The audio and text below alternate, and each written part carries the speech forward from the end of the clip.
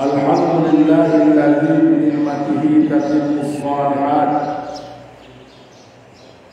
Wassalatu wassalamu ala sayyidis sadat wa ala alihi wa ashabihi wa tabi'in wal karamah. Allahumma bika asbahna wa bika amsayna wa bika nahya wa bika namutu wa ilayhi nusyur. Allahumma faqihna fid-din wa 'allimna ta'wil wa hdina ila siratal mustaqim. Bersyukur kita kepada Allah Subhanahu wa taala, alhamdulillah. Pada pagi hari yang penuh dengan keberkahan ini, Allah Subhanahu wa taala masih memberikan kepada kita kesempatan untuk berkumpul dalam majlis yang baik, di tempat yang baik, dan insyaallah bersama orang-orang yang baik. Orang-orang yang baik menurut penilaian Allah adalah may yuridillahu bihi khair yufaqqih fid-din. Barang siapa yang dikehendaki oleh Allah menjadi orang baik, maka Allah Subhanahu wa taala akan memberikan kepadanya pemahaman terkait agama, hal-hal yang berhubungan dengan agama. Bukan hanya sebatas pernah belajar agama atau pernah sekolah di lembaga-lembaga pendidikan keagamaan, tapi jauh daripada itu, orang-orang yang dikehendaki oleh Allah menjadi orang baik adalah orang-orang yang mampu mengamalkan setiap apa yang pernah ia pelajari dalam kehidupan sehari-hari. Karena orang-orang yang berilmu, orang-orang yang berilmu tapi tak mampu mengamalkan ilmunya dalam pelajaran mahfuzan itu, kalau di pondok pesantren ada dikatakan al-ilmu bila amalin kasyajari bila sabari. Ilmu itu kalau tidak diamalkan seperti pohon tapi tak berbuah. Besar batangnya, kokoh daunnya, lebat daunnya, tapi tak berbuah. Kerja kita pagi sore nyapu sampah ya, ambil kapak tobak jadi kayu api, selesai sekarang. Jadi orang yang berilmu tapi tak mengamalkan ilmunya itu dalam pandangan agama Islam itu seperti orang yang seperti pohon yang tak buah. Ada pohon mangga depan rumah kita, mangga tetangga berbuah, rambutan tetangga buah, rambutan awak mangga awak tak berbuah. Kerjaan sampah ya. Jadi itulah. Jadi orang-orang yang dikehendaki oleh Allah Subhanahu wa taala menjadi orang baik, may yuridillahu bihi khairan yufaqqihhu fid-din. Barang siapa yang dikehendaki oleh Allah menjadi orang baik, dia paham hak terhadap agama. Faqih. Jadi kalau daerah-daerah, ada satu daerah itu faqih itu orang-orang alim. Orang alim. Jadi kita dikumpulkan bersama orang-orang yang baik. Paling tidak kita binoman kalau bahasa orang makan batu, binimat kata bahasa orang makan batu. Orang baik itu adalah orang yang ingin memperbaiki dirinya. Karena kita ini bukanlah orang baik, ya. Kita ini dilahirkan dari lahir mak kita, masa lalu kita ini bukan orang baik. Banyak persoalan kehidupan yang pernah kita lakukan, banyak kesalahan yang pernah kita lakukan. Tapi seiring berjalan waktu, bertambah usia kita ini rapor kita itu tak lagi merah. Rapor kita tidak lagi merah. Paling tidak kalaupun ada merah satu lah. Kalau pas naik kelas, naik juga ada kelas awal. Tapi kalau merah semua, rapor apa yang harus kita banggakan, apa yang harus kita andalkan? Merah kasodoro. Jadi oleh karena itu Bapak Ibu jamaah yang dimuliakan Allah, kita berusaha semaksimal mungkin untuk memperbaiki diri. Berusahalah untuk introspeksi diri. Muhasabatun nafsi, kata Umar kata itu, hasibu qabla an tuhasabu. Hitung-hitunglah diri kamu sebelum sampai saatnya Allah akan memperhitungkan segala apa yang pernah engkau lakukan. Jangan asik hitung salah orang aja. Kita ni kadang-kadang pandai hitung salah orang, tapi tak pandai hitung salah kita. Jemaah yang dimuliakan Allah Subhanahu wa taala, selawat dan salam semoga tercurahkan buat junjungan alam Nabi Muhammad sallallahu alaihi wasallam, Bahkan ucapan Allahumma salli ala Sayyidina Muhammad wa ala ali Sayyidina Muhammad. Semoga kita yang gemar mendawamkan, melazimkan berselawat kepada baginda Rasulullah sallallahu alaihi wasallam, kelak di yaumil akhir akan mendapatkan syafaat dari baginda Rasulullah sallallahu alaihi wasallam. Ucapan selawat yang kita ucapkan itu merupakan bentuk kecintaan kita kepada baginda Rasulullah sallallahu alaihi wasallam. Orang yang mencintai Rasulullah, karena Rasulullah akan bersama dengan baginda Rasulullah sallallahu alaihi wasallam masuk ke dalam Allah. Kita berharap mudah-mudahan selawat kita menjadi salah satu asbab dimudahkan urusan kita di dunia dan dimudahkan pula hisab kita di akhirat. Dan mudah-mudahan dengan asbab selawat yang kita ucapkan itu pula kita berharap mudah-mudahan Rasulullah sallallahu alaihi wasallam berkenan memberikan syafaatul uzma, memberikan seteguk air dari telaga Kautsar miliknya Rasulullah sallallahu alaihi wasallam. Jamaah yang dimuliakan Allah Subhanahu wa taala, melanjutkan kajian kita yang lalu terkait ungkapan Ibrahim bin Adam. Ibrahim bin Adam seorang ahli tasawuf, seorang ahli zuhud, pernah berkata terkait 10 penyebab matinya hati. Jadi hati itu inna fil jasadi mudghah. Dalam diri manusia itu ada segumpal daging. Daging itu memang lembut dia, lunak dia. Tapi kalau hati itu sudah koras, lebih koras daripada batu. Batu saja. Kalau kita pernah pergi ke pantai, itu ada karang, batu karang. Karang itu keras, karang itu terjal. Tapi seiring berjalan waktu dihantam di badai ombak, karang itu secara perlahan akan mengikis dia. Itu juga kalau kita lihat ada batu ditimpa oleh setitik air, tak besar titik ada kecil, tapi dititik secara terus menerus, lama-lama batu itu akan berlubang dia. Batu keras mampu dilobangi, mampu dilunai oleh air. Tapi hati kita, hati ini luar biasa. Meskipun dia utuh segumpal daging, tapi kadang-kadang hati ini jauh lebih keras daripada batu karang yang ada di tepi pantai. Keras. Nah, oleh karena itu jamaah yang dimuliakan Allah Subhanahu wa taala, perlu kita tata hati kita ini, perlu kita jaga hati kita ini, perlu kita pelihara hati kita ini agar terhindar dari penyakit hati, terhindar dari qalbun marid maupun qalbun marid, hati yang berpenyakit maupun hati yang mati.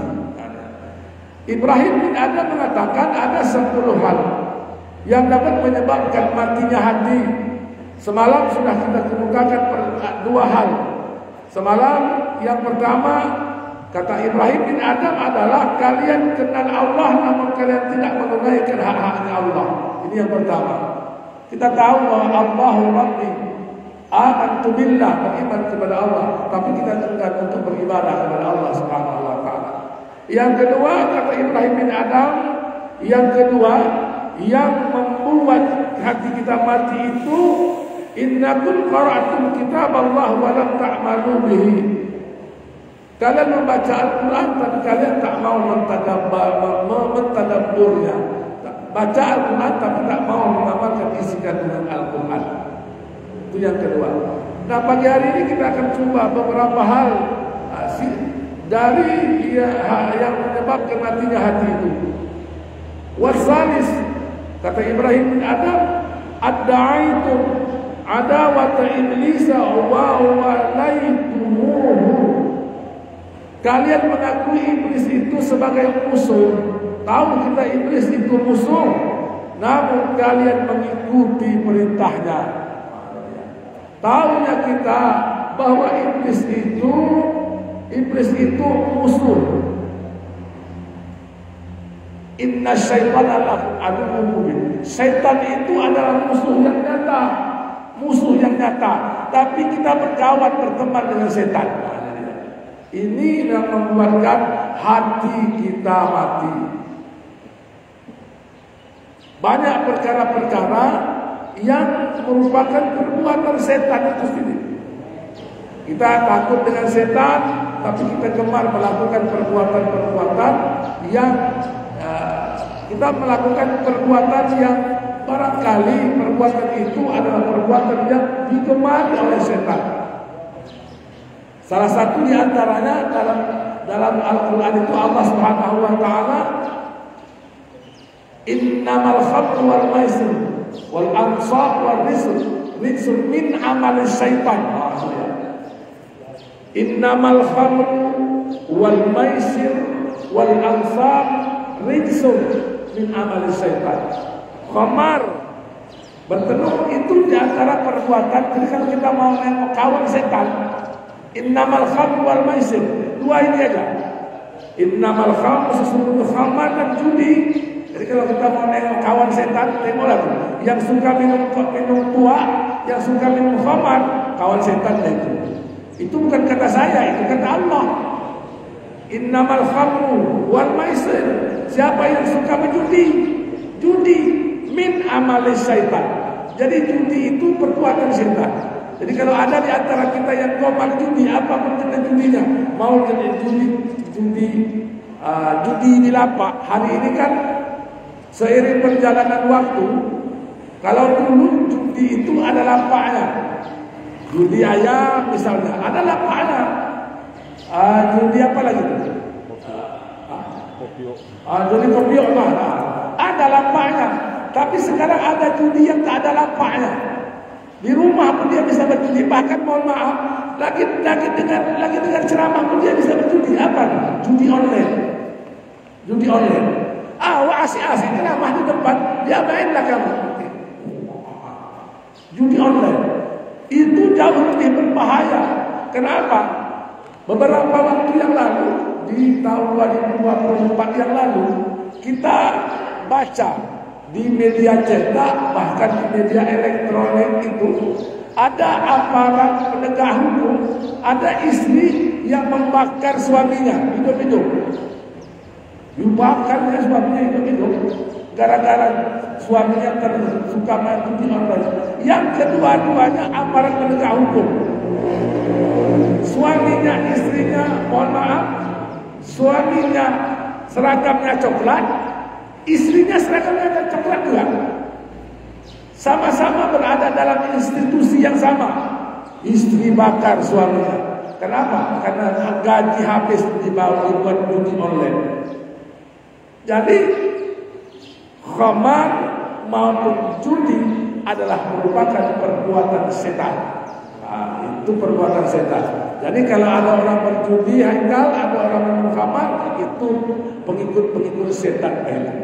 Jadi yang salah satu yang membuat hati kita mati itu, kata Ibrahim bin Adam, adalah idza adda'aitum adawati iblis wa walaitumuh. Kamu tahu setan itu musuh, tapi kamu mengikuti perintahnya. Jamaah yang dimuliakan Allah Subhanahu wa taala, yang keempat, warabi idda'aitum hubbar rasuli wa taraktum asarahu wa sunnatahu.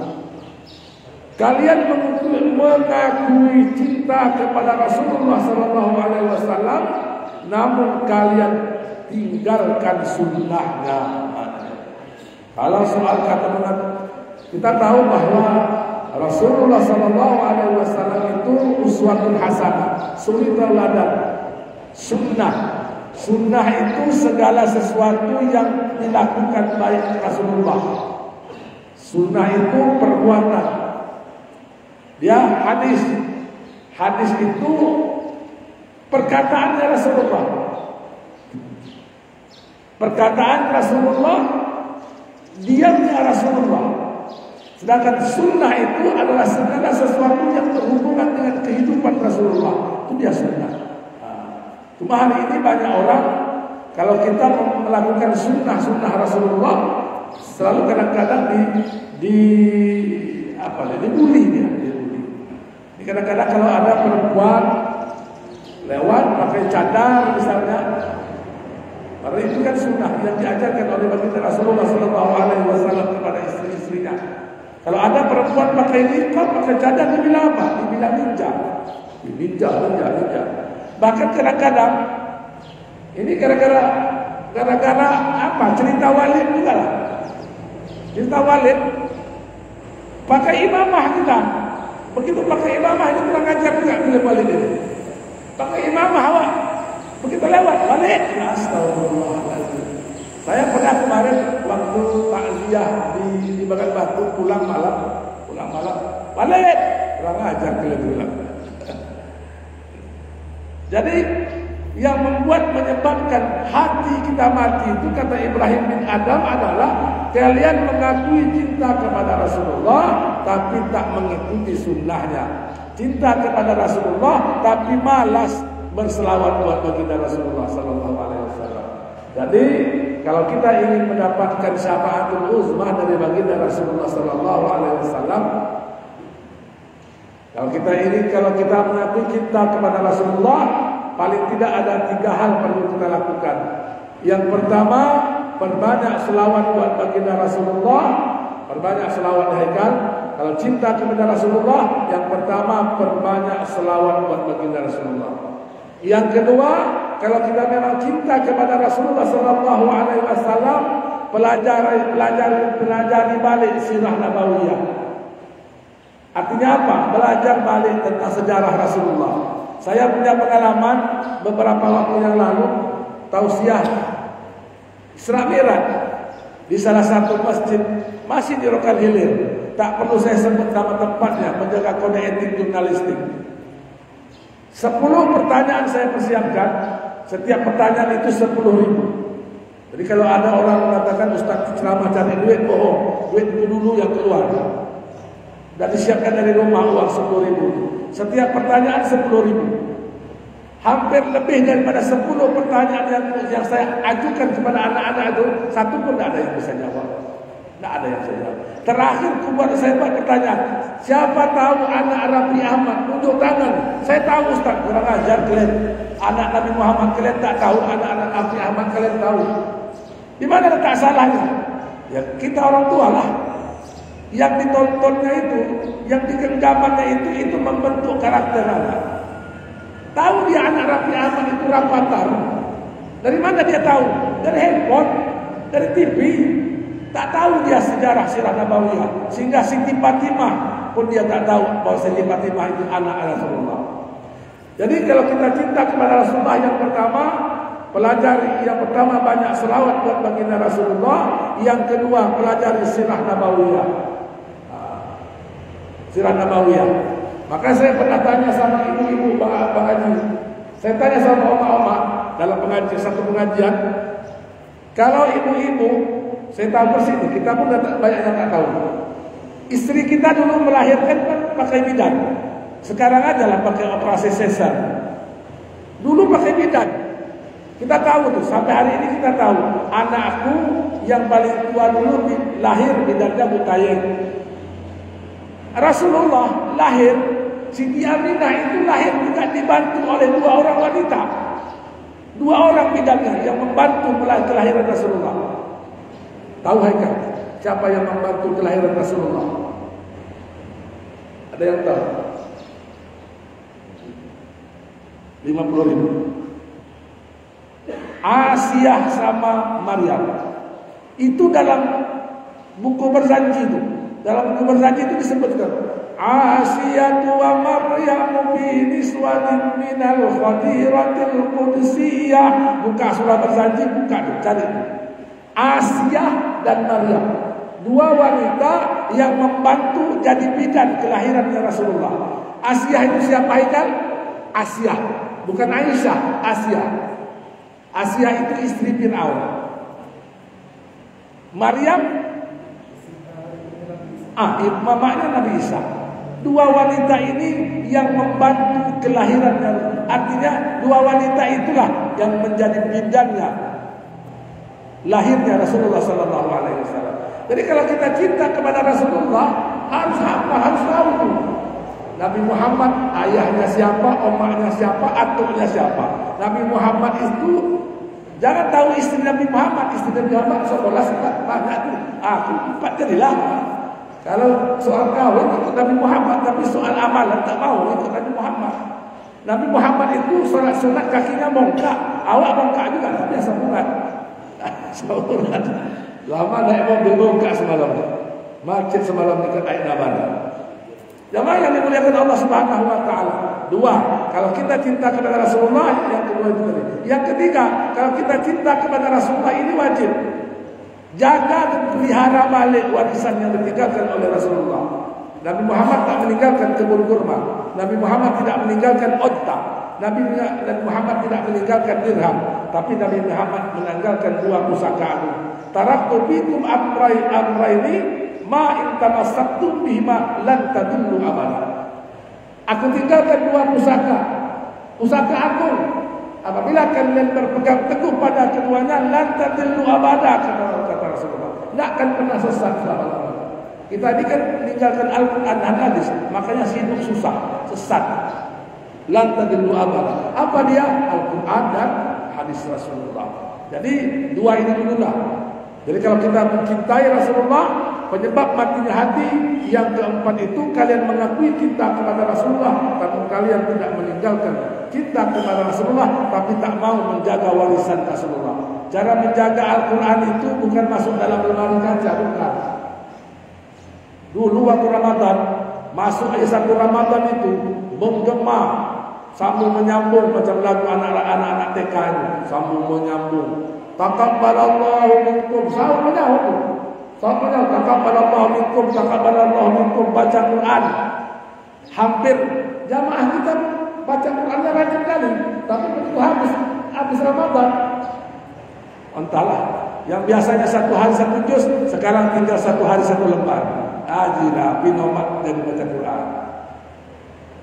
Jadi cara mewariskan Al-Quran, khairukum man ta'allama Al-Quran awal, belajar dan mengajarkan.